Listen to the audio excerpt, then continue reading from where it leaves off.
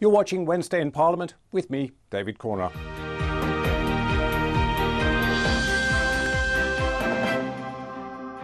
The developer of a tower block which caught fire last Friday has been told to stump up more cash for remedial work. Around 40 people needed medical attention after the fire at New Providence Wharf in Poplar, East London. The block has cladding similar to the type used on Grenfell Tower, where 72 people died in a fire almost 4 years ago. The fire prompted Labour to demand an urgent statement from ministers on why some high-rise buildings are still covered in dangerous cladding. The fire in the tower block in Poplar is another devastating reminder of the dangerous, stressful, worrying and wholly unacceptable situation thousands of people find themselves in today. Leaseholders and tenants, the innocent victims in a scandal that the Prime Minister promised they would not be picking up the bill for. So can the noble Lord Greenhouse tell the House why is it that the Prime Minister's words, the Prime Minister's promises to the victims are so far removed from the reality and actions of the government? 95% of buildings that were identified at the start of last year with the same cladding as on Grenfell Tower have either had the cladding removed or works have started to remove them. And we have made a great deal of progress in the last year with some 159 starts on site.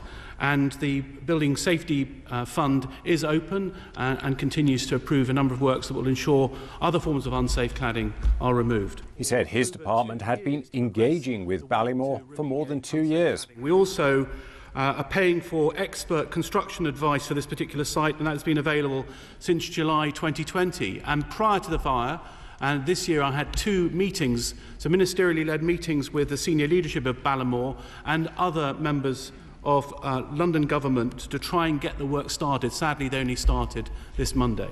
It's now nearly 4 years since 72 people died on the altar of private profit. And since then, there have been 3 further instances in Barking, in Bolton, and this one in Poplar.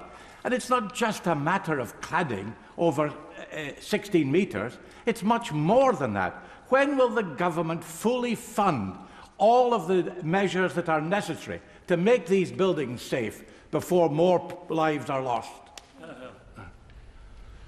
Well, my lords, I note the point that's been made, but having said that, it is interesting to note that there are 2 authorities that are now still 4 years after Grenfell discovering the existence potentially of additional buildings with aluminium composite material, and the audit's been conducted by 2 authorities. Sheffield are looking at 9 buildings, and Tower Hamlets are looking at a further 6 buildings. You know, this discovery of ACM-cladded high-rises 4 years after Grenfell is also a matter that is, frankly, beyond the government's control. Given that the original developer still owns and manages the building, what steps are being taken to ensure that the leaseholders are not being saddled with the historic building safety remediation costs that are no fault of their own? The government has set up a fund of £5 billion to pay for the removal of dangerous cladding in England. We want to protect leaseholders, and we are funding £8 million. Our understanding is that the total remediation bill is some £12 million, and we've been pressing Ballymore to stump up the rest of the cash. When I initially met with them, they pledged £500,000. They've increased that this weekend to £1.5 million. Frankly, they shouldn't be passing on any costs to leaseholders.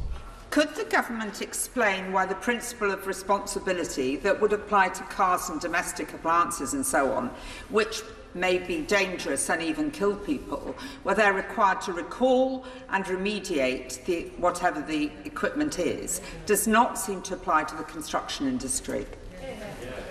My lords, I have to say, on taking over this particular ministerial brief, I was shocked at the weakness of the redress that's available to people who put all their life savings into a building. And that's something that we want to improve through the Building Safety Bill. We need to improve the ability to get redress for people that buy these properties and then discover these defects. I'm not sure the Minister takes the urgency of the problem to heart.